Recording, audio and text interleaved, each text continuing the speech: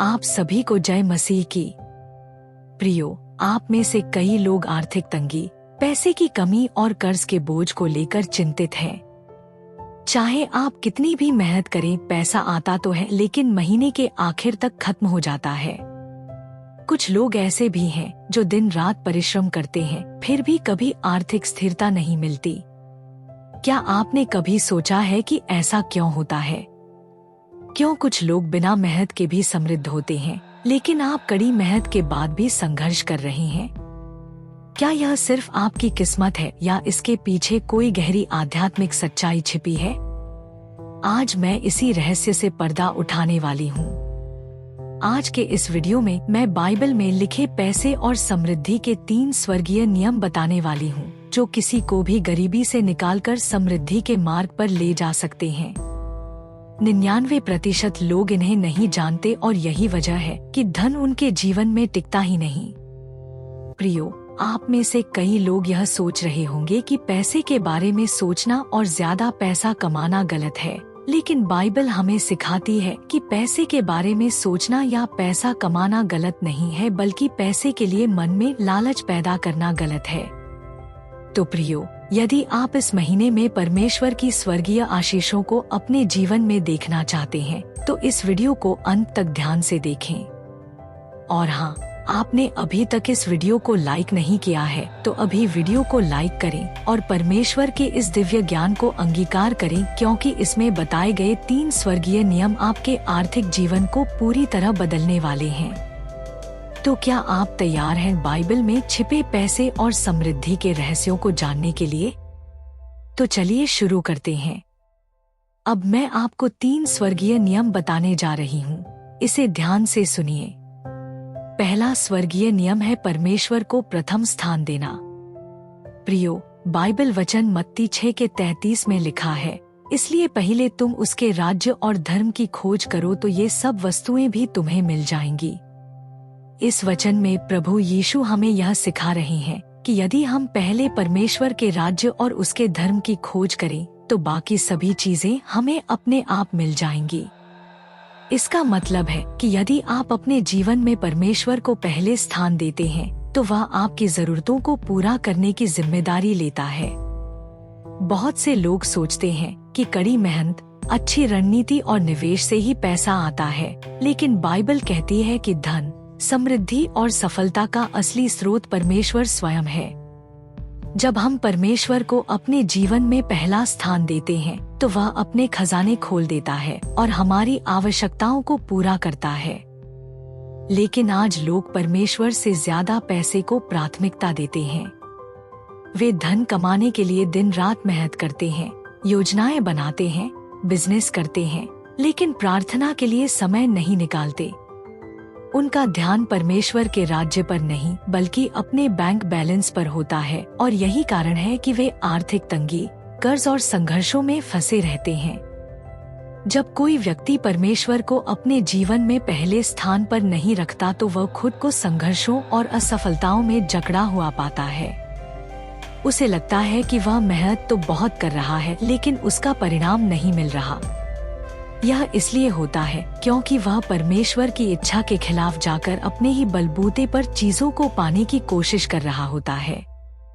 यही कारण है कि कई व्यक्ति बिना ज्यादा मेहनत किए भी समृद्ध होते हैं, जबकि कुछ लोग दिन रात मेहनत करने के बाद भी गरीबी से बाहर नहीं निकल पाते। इसका रहस्य यही है कि जो लोग परमेश्वर को प्राथमिकता देते हैं वे आशीष के द्वारों को खोलते हैं, और जिनका ध्यान सिर्फ धन पर होता है उनके द्वार बंद रहते हैं। जब आप परमेश्वर को पहला स्थान देंगे तो वह आपको ऐसी जगह स्थापित करेगा जहां धन और समृद्धि आपकी ओर दौड़ कर आएगी। अब जानते हैं दूसरा स्वर्गीय नियम। दूसरा स्वर्गीय नियम है उदारता और दानशीलता। बाइबल वचन लूका 6:38 में लिखा है, दिया करो तो तुम्हें भी दिया जाएगा, लोग पूरा नाप दबा दबाकर और हिला हिलाकर और उभरता हुआ तुम्हारी गोद में डालेंगे, क्योंकि जिस नाप से तुम नापते हो उसी से तुम्हारे लिए भी नापा जाएगा।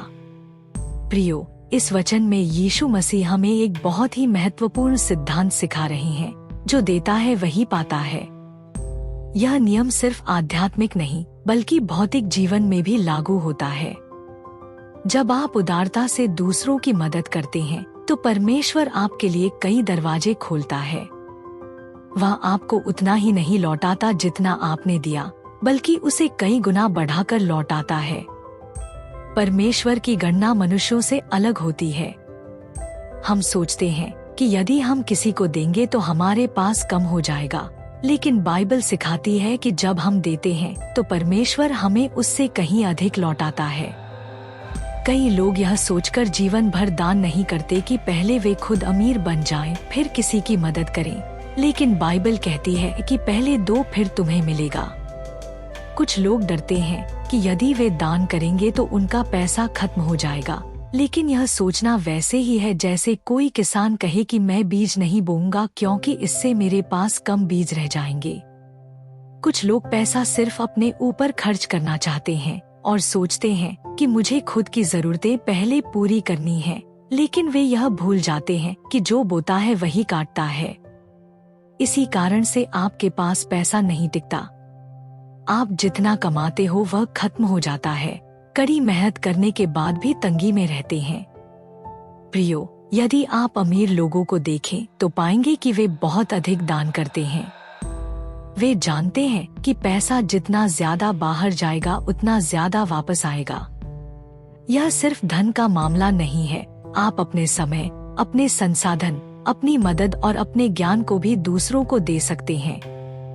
बाइबल हमें सिखाती है कि जो दिल खोल कर देता है उसे परमेश्वर की ओर से भी दिल खोलकर मिलता है। जब आप उदार बनते हैं तो आपके जीवन में आशीष की बौछार शुरू हो जाती है। परमेश्वर आपको वह सब कुछ देते हैं जो आपको चाहिए। इसलिए प्रियो, देने की आदत डालें। जब आप दान करेंगे तो धन और आशीष आपके जीवन में अपने आप बढ़ने लगेंगी। अपनी आय का एक हिस्सा चर्च, गरीबों और जरूरतमंदों के लिए अलग रखें। परमेश्वर पर भरोसा रखें, वह आपको 2 गुना, 3 गुना बल्कि 100 गुना वापस लौटाएगा। और एक बात याद रखें, जो देता है वही पाता है। अगर आप चाहते हैं कि पैसा आपकी तरफ आए तो पहले दान देने की आदत डालें। परमेश्वर कभी किसी उदार व्यक्ति को कमी में नहीं रहने देता। अब बात करते हैं तीसरे स्वर्गीय नियम की। प्रियो, तीसरा नियम बहुत महत्वपूर्ण नियम है। यदि आप इसे नहीं समझेंगे तो ऊपर बताए गए 2 नियम आपके लिए कोई मायने नहीं रखेंगे, इसलिए इसे ध्यान से सुनिए। तीसरा स्वर्गीय नियम है लालच से बचना। बाइबल वचन लूका 12:15 में लिखा है, और उसने उनसे कहा, चौकस रहो और हर प्रकार के लोभ से अपने आप को बचाए रखो, क्योंकि किसी का जीवन उसकी संपत्ति की बहुतायत से नहीं होता। इस वचन में प्रभु यीशु हमें चेतावनी देते हैं कि संपत्ति और धन ही जीवन का उद्देश्य नहीं है। बहुत से लोग सोचते हैं कि अगर मेरे पास अधिक पैसा होगा तो मैं खुश रहूंगा, लेकिन यीशु ने साफ कहा कि संपत्ति की बहुतायत से जीवन का मोल नहीं आंका जा सकता। प्रियो, बाइबल हमें सिखाती है कि पैसा कमाना या उसे संभाल कर रखना गलत नहीं है, लेकिन पैसे के लिए लालच करना गलत है। यह पहले भी मैंने आपको बताया है। कई लोग यह गलतफहमी पाल लेते हैं कि अगर मेरे पास अधिक पैसा होगा तो मैं सफल और खुश रहूंगा, लेकिन बाइबल बताती है कि पैसा खुद में बुरा नहीं है, बल्कि उसके लिए लालच करना बुरा है।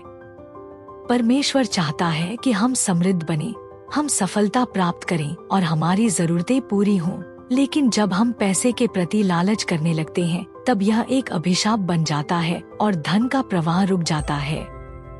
फिर चाहे आप कितनी भी मेहनत करें, आपको फल नहीं मिलता। धन आवश्यक है, लेकिन लालच करना विनाश की ओर ले जाता है। यदि हम अपने दिल में पैसे का लालच रखते हैं तो यह हमें आत्मिक रूप से खोखला बना देता है और परमेश्वर की आशीषों को रोक देता है। लालच सिर्फ अधिक पैसा कमाने की इच्छा नहीं है, बल्कि यह एक अतृप्त भूख है जो कभी खत्म नहीं होती। इसी कारण से प्रियो, लालची व्यक्ति के पास पैसा नहीं टिकता। एक लालची व्यक्ति कितना भी कमा ले, वह हमेशा और ज्यादा चाहता है। वह पैसा पाने के लिए सही गलत की परवाह नहीं करता। उसकी पूरी जिंदगी सिर्फ पैसे की दौड़ में निकल जाती है, लेकिन फिर भी उसे संतोष नहीं मिलता। जब कोई व्यक्ति लालची बन जाता है तो वह पैसे को ही अपना परमेश्वर बना लेता है। वह सोने चांदी में अपनी सुरक्षा खोजने लगता है। वह सोचता है कि ज्यादा पैसा ही उसे खुशहाल बनाएगा। वह परमेश्वर पर नहीं बल्कि अपनी संपत्ति पर निर्भर हो जाता है। इसलिए प्रियो, पैसे कमाएं, लेकिन उस पैसे के लिए अपने मन में लालच ना पैदा होने दें। एक बात ध्यान में रखिए, बाइबल हमें सिखाती है कि धन कमाना गलत नहीं है, लेकिन उसके लिए लालच करना गलत है। परमेश्वर हमें आशीष देना चाहता है, लेकिन वह देखता है कि पैसे के प्रति हमारा दिल कैसा है। अगर आप लालच से बचेंगे, परमेश्वर पर भरोसा करेंगे और संतोष के साथ जिएंगे तो आशीष आपके पास खुद ब खुद चलकर आएगी।